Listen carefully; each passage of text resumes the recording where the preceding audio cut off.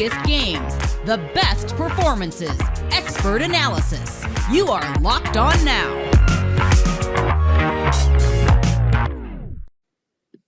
Welcome in. You're listening to Locked On Now, local experts on the biggest stories across the NBA. I'm your host, Kainane Stevens, and thank you for making Locked On Now your first listen every weekday. On today's show, the NBA only had 3 games on Thursday night, but each of them had some big players of intrigue, star power, and they didn't disappoint. Our Locked On NBA hosts are in to give you everything you need to know from last night in the association. Start with Thursday's biggest game. The biggest game. Now, on paper, it featured the last 2 Eastern Conference champions in Miami for the first game of the Heat season against the defending champion Milwaukee Bucks. The champs clearly still feeling that hangover, though, because it was ugly for them. Locked On Heat has a breakdown of a big win for them to start the season. This is David Ramil of Locked On Heat. The Kyle Lowry era kicked off in Miami in a big way, with the Heat blowing out the Milwaukee Bucks 137-95 in their season opener, the most points scored by the Heat on any opening night in franchise history. Lowry himself struggled from the field. He shot just 1 of 8 for 5 points, but he did chip in 6 assists.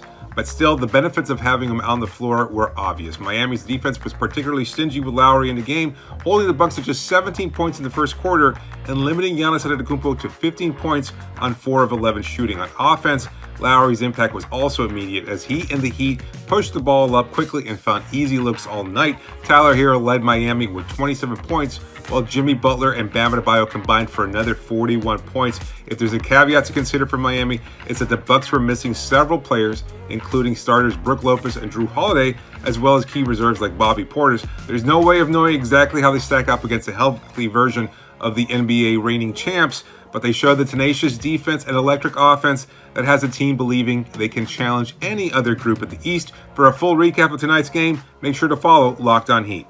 Let's go around the league. Now, the other games around the league were a little bit closer. People will always debate that draft day trade of Luka Doncic and Trae Young, but the Hawks won on the court on Thursday night when those 2 superstars faced off. Our Locked On Hawks host has the story from Atlanta on a big win for the start of their season.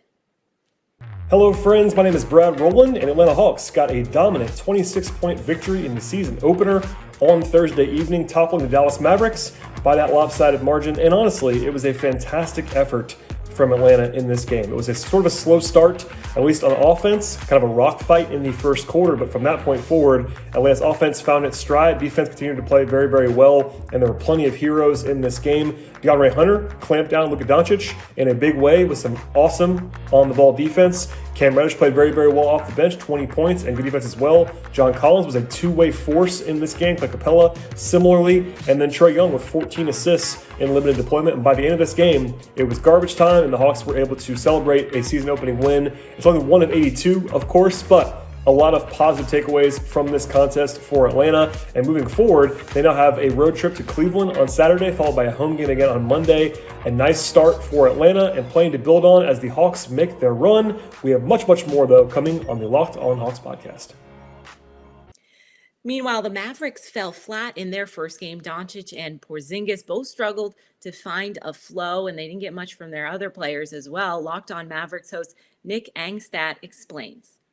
The Dallas Mavericks fall to the Atlanta Hawks in their opening night game. Nick Angstadt from the Locked On Mavericks podcast. And the Dallas Mavericks offense was not great. Not good at all. The Mavericks looked disjointed. The Mavericks had some interesting lineup choices. And Jason Kidd, in his first game as the Dallas Mavericks head coach, didn't seem to have the Mavericks ready for this one. And the big question is, should Jason Kidd already be the scapegoat for the Mavericks? He is for MFFLs on Twitter already, probably in the YouTube comments. I haven't checked them yet. But should Jason Kidd be the scapegoat already? Is he the reason why the Mavericks offense, with Luka Doncic or without Luka Doncic, it didn't matter in this game, looked so bad? We have so much to talk about on the Locked On Mavericks podcast. We'll break it all down there.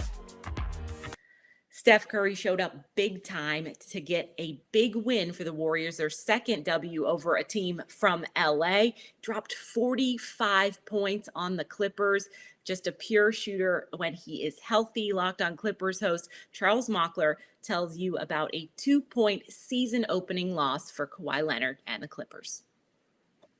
What's going on, Clips fans? Chuck Mockler here, one half of the hosting duo over at Locked On Clippers, coming at you after a pretty heartbreaking loss to the Warriors to open the season. The Clippers dropped this one by 2 points, but Paul George had a fantastic start to the season. He had 29, 11, and 6. Can't ask for more from your superstar. We could have asked the refs for maybe a couple more foul calls because he attempted 0 free throws, which makes absolutely no sense. New addition, Eric Bledsoe looked great on both ends of the floor. He added 20 points. Took 1 3 that maybe he shouldn't have, which maybe cost the Clippers, who knows. But hey, there was a lot of positives from this game. Terrence Mann was flying around on both ends of the court, and it's hard to beat the Warriors when Steph Curry has 45 points. A lot to be excited about. Unfortunately, the Clippers couldn't get the dub. We're all hoping that they can get back in the win column when they play the Grizzlies on Saturday. Now that's a wrap for us. For more on your favorite teams in the NBA, follow your team's Locked On NBA podcast for inside analysis, everything you're going to want to know about your team on every weekday. I'm Kanani Stevens. Thank you for making Locked On Now your first listen every day.